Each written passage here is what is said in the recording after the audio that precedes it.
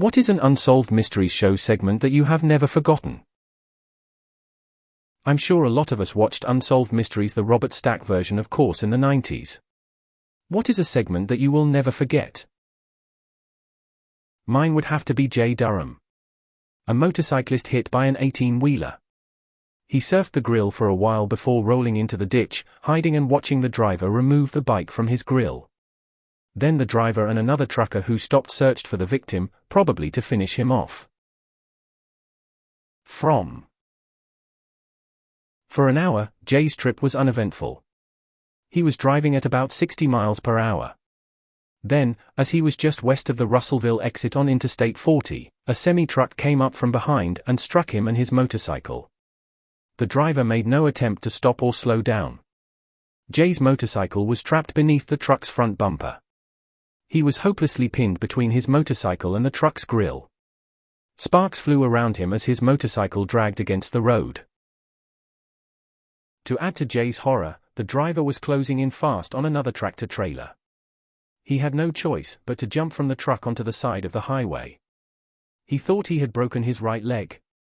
He tried to move it so he could sit himself up. But when he reached down to feel how bad it was broken, he realized part of his leg was no longer there. It had been snapped off at the knee. Remarkably, he stayed calm enough to use his chain belt as a tourniquet. He told himself that he had to stay calm and keep from bleeding out, or else he would die. Through a haze of pain and disorientation, Jay watched as the driver tried to detach his motorcycle from the truck's grill. He could not make out the driver's features. Fearing that the driver wanted to kill him, he struggled to hide in the shadows. Moments later, another truck pulled over. The two drivers succeeded in prying Jay's motorcycle loose. Then they began what appeared to be a search for Jay himself. He feared that they were going to finish the job, so he tried to hide himself from them. After a few minutes of looking, they returned to their trucks and left the area. Here's the episode terrible quality. By the way, anyone who has Roku TV, there is a dedicated channel that shows 24 Mauritanian Uguias 7365. The girl that was on a motorcycle and someone came by at a stoplight and hit her in the head. It was so sad when she was asking the camera why someone would do that to her. And her parents saying something along the lines of "we love her, but she isn't herself anymore." The one where the lady gets lost on a cold night in Minnesota and freezes to death, except she lives through it once she thaws out. I don't know why, but the image of her eyes frozen open burned in my brain. It looks way worse with grown-up eyes. But most things do. The one that freaked me out more than the Unabomber and the Circleville letters was the mysterious videotape of a house on fire at night, while a disembodied voice relished the fire before shouting, "Your house is next." One that always sticks in my head for reasons unrelated to the crime was the episode where Jerry Strickland and Missy Monday murdered Elmer DeBoer. In the update, when they're interviewing Strickland, he says they got circumstantive evidence. It's all hearsay. It cracks me up. The freaking spontaneous human combustion segment scared the pants off of tiny me, and I was convinced for the longest that it was going to happen to me and was just a matter of time. The girl that got snatched while talking to her boyfriend who destroyed his truck engine trying to catch the abductor. The abductor's truck had a fish motif painted on it. Another one was two Native Americans flipped a truck in a ditch and one got out, but one didn't. The body wasn't found in the frozen water, even after thaw. What happened to the second person? Then a bunch of paranormal ones that I loved as a kid. The creepiest thing about the Jay Durham segment to me was the second driver. Was he just going to help the first guy finish him off? Not exactly a good Samaritan. When I was a kid 6 or 7, there was an episode about ghosts on a ship and it showed a child's wet ghost footprints walking away from a pool. My mom made me go take a shower after that and I was freaking out thinking about the water ghost being in the shower with me.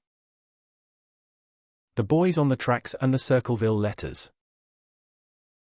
Anyone remember the one where there was some people four-wheeling maybe 3 victims in the woods, I think Tennessee, and all of them were violently shot? The people who found them found brain matter on trees. I never forgot that part. The unsolved mystery was who did it and why. Anyone know that story or if it was ever solved? I'm not religious at all, but the one where the entire choir at church were late to their practice for one reason or another has always stayed with me. There was a huge explosion at the church, but no one died since no one got there on time. Amazing timing, and if true that's some Final Destination type, was no one's time. The one where this man was stalked by phone calls from someone called Lafont, it was so bad, he ended up being committed to a mental hospital where the caller continued to contact him. It totally ruined his life, and the craziest part was when police did trace the calls, they were coming from several different parts of the tri-state area, so it was clearly more than one person. The one where a guy went missing pretended to have amnesia because he'd stolen a freight truck of frozen meat. The amnesia guy who went missing, his poor wife went up down the country looking for him. He finally came on an update on another episode, pretended not to know her. The amnesia segments always stick with me because I do memory testing for my job. I don't think there's a single instance of amnesia on that wasn't clearly fake. The haunted bunk bed was the only episode that made me turn the TV off. Not a scary one, but it stuck with me. Ghost that made money rain down from the ceiling in a couple's house, face with tears of joy. Just coins everywhere. Beverly McGowan. The suspect sketch was nightmare fuel. The reenactment was highly unsettling too. Blair Adams was also baffling. Antoinette Cayadito. As a child of the 1980s, when stranger danger panic was everywhere, this story scared the shit out of me. Not because it's scary, but the one about the hum that some people hear incessantly. It sticks with me because damn, that must suck. I'm really sensitive to sound and I can't imagine it. The one where the lady was sure her brother, who had gone missing in the war, was pulling up next to red lights next to her, or watching her from a distance. I just got a tingle thinking about it. Does anyone remember this episode or the names? Has to be the segment on spontaneous human combustion. Stack narrating about some poor guy finding nothing but his father's charred remains and some bone pieces in his bed, but everything else being untouched by fire, messed me up. 11-year-old me lived in constant fear that my own body would just start being on fire in my bed. Matthew McConaughey getting shot when he confronted that creep who was exposing himself to neighborhood children. Oh, I also remember one where the murderer's name was Yubaba or something and the mugshot was so fucking creepy, but my man looked just like Stevie Wonder, and I was in elementary school and we watched a video about Mr. Wonder, and I whispered to the student next to me that that was absolutely Yubaba and didn't know how to alert the proper authorities. The one I never saw. We watched them all the time with my grandma, but for some reason there was a single episode that I was asked to leave the room for.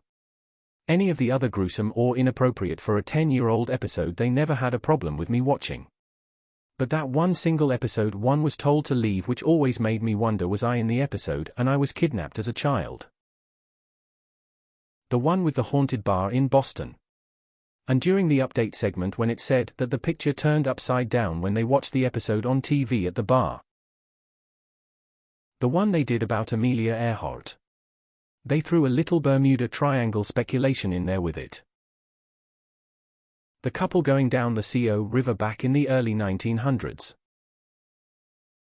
The guy with supernatural powers, who made it rain indoors. Colleen Reed. Kidnapped from a car wash. That segment freaked me out so much as a kid. I have still never gone to a car wash alone. I just saw this one so it barely counts, but it blew my mind to find out Jeepers Creepers was based on an actual case. I was watching their recreation of a couple reading license plates on a cross-country trip, only to get aggressively overtaken by a beater truck. By the time they passed the church and saw the man with a bloody sheet, I was like, what the hell, and had to look it up right away. Dennis Depew was the perp's name. The Wadada episode scared the shit out of me as a kid. The guy speeding through the mountains in the truck that was nowhere near where he was supposed to be and seemed to be babbling nonsense to people who encountered him always scared me that someone could end up that far gone and not helped. The one about the guys fishing at night, seeing a light from the sky, signaling SOS via flashlight, getting chased by the light, and subsequently abducted by aliens.